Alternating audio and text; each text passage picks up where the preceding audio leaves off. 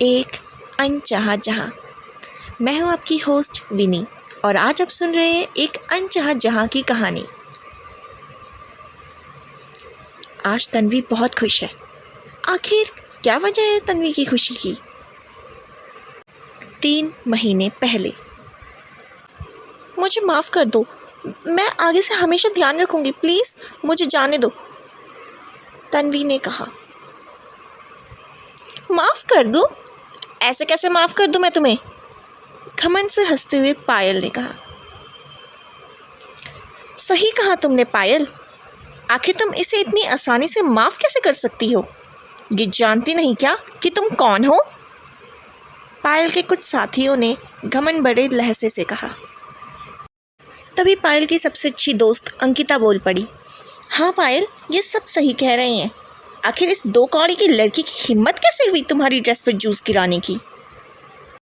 ओह, तो इसलिए तन्वी पायल से माफ़ी मांग रही थी।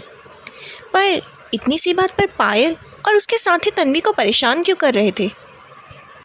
दरअसल बात कुछ ऐसी है कि तन्वी एक साधारण सी मासूम 16 साल की लड़की है। वह बहुत ही समझदार है, पर वह काफ़ी सीधी सादी है, जिसका लोग अक्सर फ़ायदा उठा उसे परेशान कर उसका हक तक छीन लेते हैं। अभी हाल ही में उसके अच्छे रवैये और उसकी समझदारी के कारण ही तो उसे पूरे स्कूल में सम्मानित किया गया। साथ ही उसे स्कूल की नई कल्चरल सेक्रेटरी भी घोषित कर दिया गया। क्योंकि अब तन्वी कल्चरल सेक्रेटरी बन गई थी, इसलिए पायल को तन्वी पर गुस्सा आना ही था। आखिर वो कब से इंतज़ार कर रही थी कि उसे ही कल्चरल सेक्रेटरी चुना जाएगा, पर यहाँ तो सब उल्टा ही हो गया। इसलिए पायल तन्वी को नीचा दिखाने का एक भी मौका नहीं छोड़ती थी। अगर उसे कोई मौका नहीं भी मिलता तो भी वो कोई ना कोई बहाने से तन्वी को परेशान करती। तुम सब सही कह रहे हो। चल उठ जा महारानी, चल अब मुझसे माफ़ी मांग, वो भी कान पकड़कर, और बोल मुझे माफ़ कर दीजिए पायल मैम। पायल, मैंने तुमसे माफ़ी मांगी तो फिर ये सब करना ज़रूरी नहीं है, धीमी आवाज़ में तन्वी ने कहा। ज़रूरी नहीं है? ऑफ कोर्स ज़रूरी है। अब मेरा दिमाग और मत ख़राब कर, चुपचाप कान पकड़कर माफ़ी मांग, नहीं तो मैं तुझे अपने डैड से कहकर इस स्कूल से ही बाहर निकलवा दूँगी, समझी? नहीं, ऐसा मत करना, मैं मांगती हूँ माफ़ी, कान पकड़कर। तन्वी को कान पकड़कर माफ़ी मांग देख सभी हंस रहे थे, यहाँ तक कि टीचर्स भी कुछ नहीं कह रहे थे। तन्वी के माफ़ी मांगने पर सभी ज़ोर ज़ोर से बस हंसी जा रहे थे। अरे इस तन्वी को तो देखो, इसे तो शर्म भी नहीं आती अपनी इस तरह बेइज्जती करवाते हुए। इससे अच्छा तो ये स्कूल छोड़कर ही चली जाती। बेचारी, अब क्या कर सकते हैं हम। पायल हमारे स्कूल की ट्रस्टी मिस्टर अतुल भारद्वाज की बेटी है, वही खड़े किसी फीमेल टीचर ने कहा।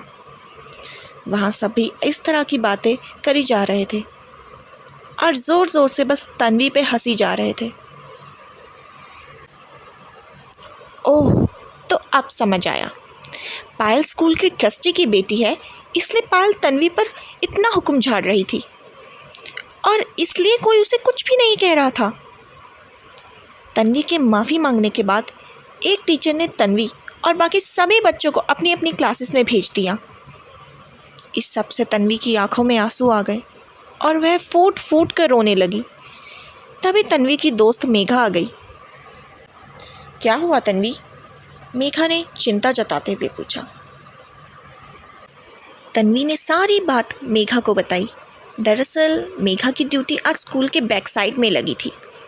यह ड्यूटी हर हफ्ते बारी बारी हाउसेस के अकॉर्डिंग लगती है, ताकि बच्चे स्कूल से बंक मार बैक साइड या किसी भी तरह स्कूल से बाहर ना चले जाएं या कोई रूल्स को ब्रेक ना करें।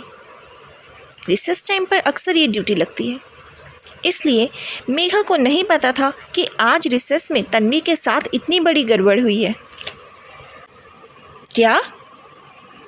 मुझे माफ़ कर दो तन्वी, जब तुम्हें मेरी ज़रूरत थी मैं तुम्हारे साथ ही नहीं थी। पर तुम इतनी सीधी क्यों हो? वो पायल ट्रस्टी की बेटी है तो वो कुछ भी करेगी। देखना, हम एक दिन उसे अच्छा सबक सिखाएंगे। मेघा ने तन्वी का मूड ठीक करने की काफ़ी कोशिश करी, पर तन्वी का मूड अभी भी काफ़ी ख़राब था। स्कूल की घंटी बज गई। यह घंटी थी छुट्टी की।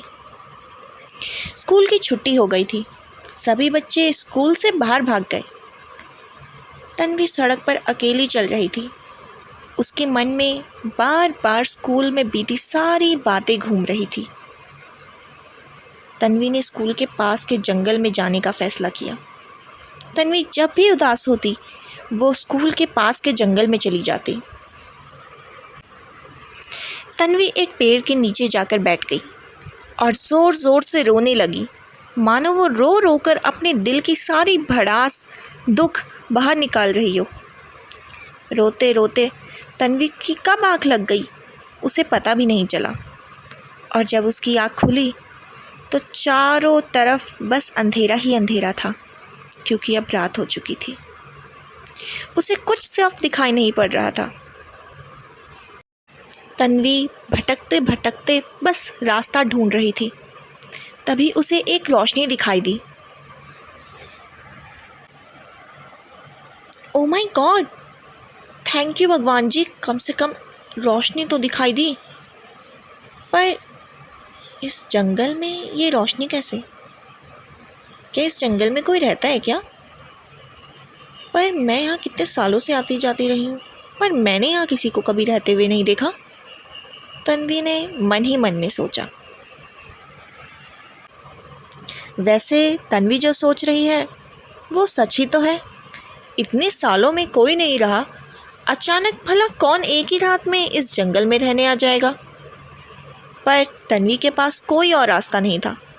घर पर सभी उसकी चिंता कर रहे होंगे, ये सोचकर उसने हिम्मत करी और रोशनी का पीछा किया।